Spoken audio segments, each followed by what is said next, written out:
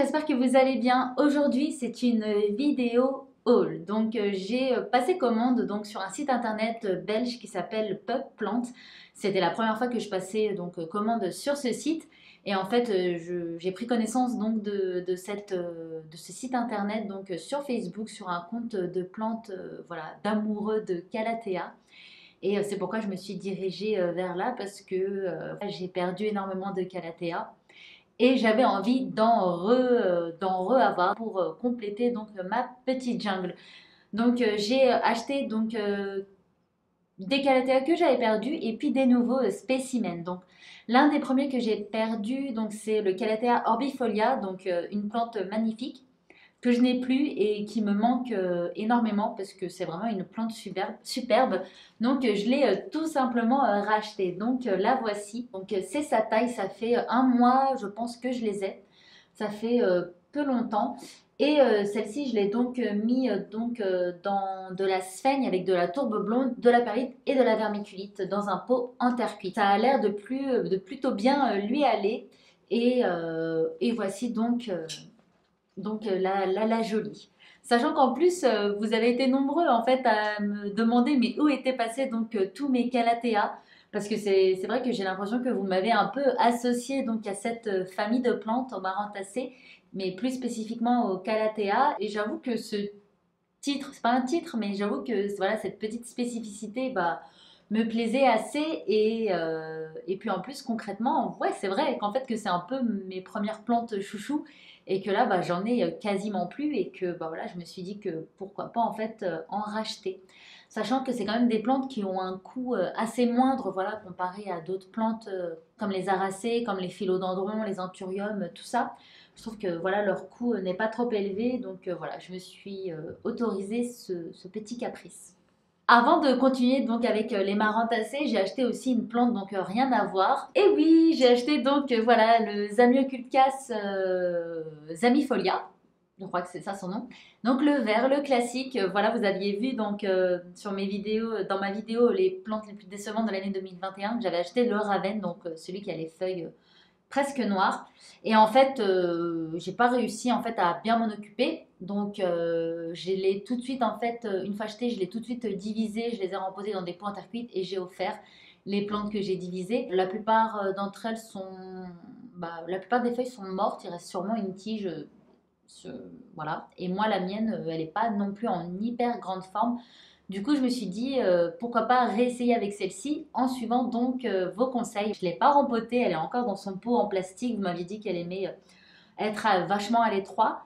Donc voilà, je l'ai laissée dans son pot en plastique. Hein. J'ai vraiment rien touché, je l'ai tout simplement mise donc, dans un cache-pot. Et là, je vais avoir besoin de votre conseil parce que je me demandais pourquoi pas ben, la rempoter en mettant aussi donc la ravenne avec elle. Donc bien évidemment dans un pot en plastique et pas trop grand si possible. Voilà, qu'est-ce que vous en dites? Est-ce que vous pensez que les deux plantes peuvent cohabiter ensemble? J'aimerais bien, donc voilà, j'attends tout simplement vos avis pour m'éclairer là-dessus parce que c'est vraiment un peu, voilà, je débute en fait avec cette plante qui est très très facile apparemment. Et c'est aussi la raison pour laquelle je l'ai achetée, c'est parce que j'ai envie aussi d'avoir des plantes hyper faciles. Et franchement, je la trouve vraiment jolie. J'ai l'impression qu'elle a déjà poussé. J'ai l'impression que ça, c'est une nouvelle tige en fait qu'elle m'a faite.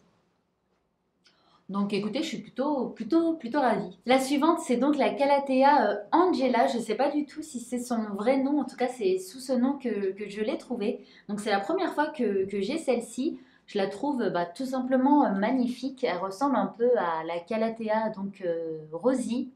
Vous savez, c'est la grosse Calathea rose que j'avais. Vous avez été nombreux d'ailleurs à me demander où elle était. Et ben, elle est tout simplement dans ma serre en réhabilitation. Voilà, elle a pas trop kiffé donc la fin de l'été dernier et donc voilà j'ai tout simplement coupé pas mal de ses feuilles et puis là voilà j'essaye de la faire repartir. Donc voilà celle-ci me plaît beaucoup, enfin je la trouve vraiment jolie. Elle est entre la Dottie et la Rosie pardon et la Médaillon. Elle est vraiment très étonnante. Donc elle je l'ai plutôt mis dans un terreau avec donc de la terre, de la fibre de coco, de la perlite, de la vermiculite. Et Ça a l'air d'aller. Je suis pas sûre que ce soit le terreau qui lui convienne le mieux. Je me demande s'il n'y a pas. Non, je crois pas qu'il y a de la sphaigne. Il n'y a pas de sphaigne. Je pense vraiment que les calatéas aiment beaucoup la sphaigne, puisque vous voyez, en fait, elle a les feuilles qui sont un peu renfermées sur elle-même, qui tournent un peu sur elle-même, malgré qu'il y a un humidificateur juste au-dessus de sa tête.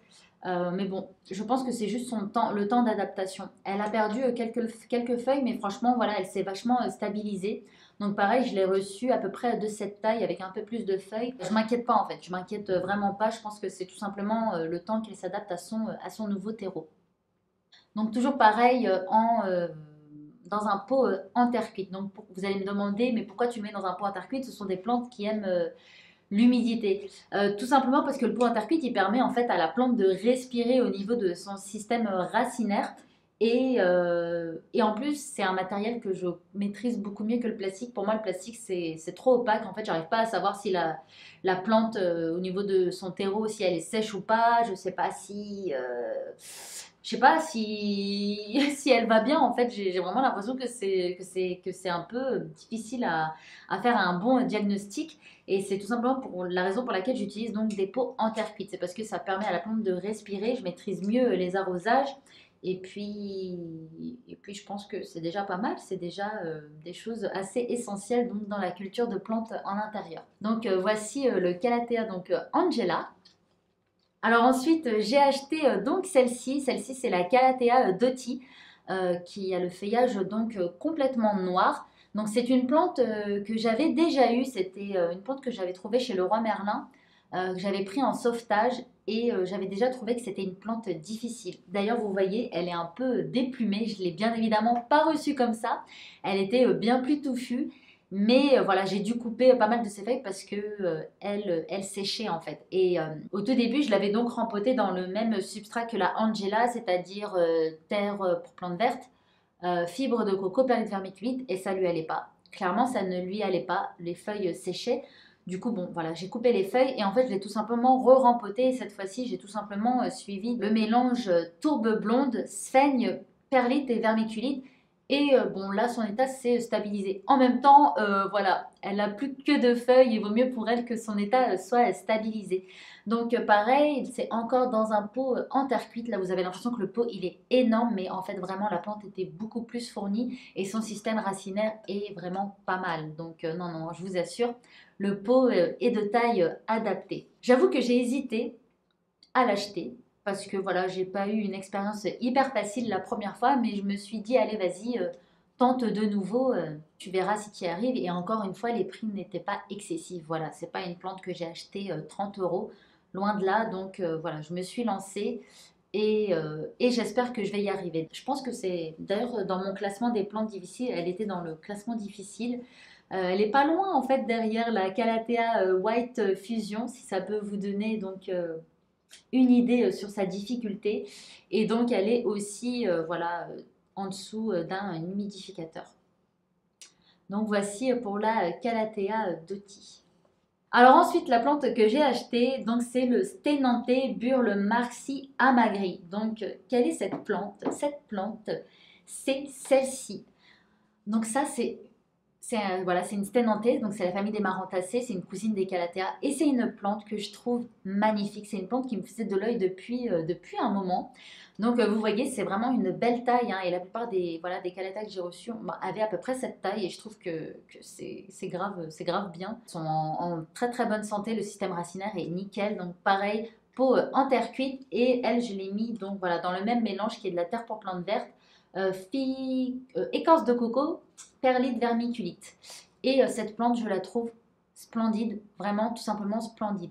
Et en fait, moi j'ai déjà la Stenantée Burle Marcy et le feuillage n'est pas le même. En fait, je vais vous montrer. Donc, ça, c'était une plante que j'avais achetée chez Online Baby Plant qui a pas mal poussé déjà. Ça fait un peu plus d'un an que je l'ai. Et comme vous voyez, ben, le feuillage n'est pas le même. En fait, sur celle-ci, les traits sont beaucoup plus fins que sur la Burle Marcy classique. Et voilà, amagri, voilà, il y a un truc un peu. Et je suis vraiment trop contente donc d'avoir acheté celle-ci. Je trouve que franchement, elle parle d'elle-même. Je la trouve vraiment, vraiment trop, trop, trop belle. Donc d'ailleurs, en plus, ça me challenge d'autant plus parce que voilà, ça fait un petit moment que j'ai plus trop de calathea et c'est vrai que leurs exigences sont assez différentes donc des autres plantes. Il faut avoir une routine assez spécifique avec elles. Et c'est vrai que j'ai un peu perdu donc l'habitude de m'occuper de calathea. Du coup, voilà, avec tout ce nouveau gang, bah, je vais devoir reapprendre les bons gestes pour pouvoir donc avoir de belles plantes. Donc voilà, c'était tout simplement le haul de la journée. J'espère que cette vidéo bah, vous a plu. Si c'est le cas, vous connaissez la marche à suivre, aimez, commentez et abonnez-vous pour ne rien rater de la suite. Et puis on se retrouve dans une prochaine vidéo. Allez, ciao!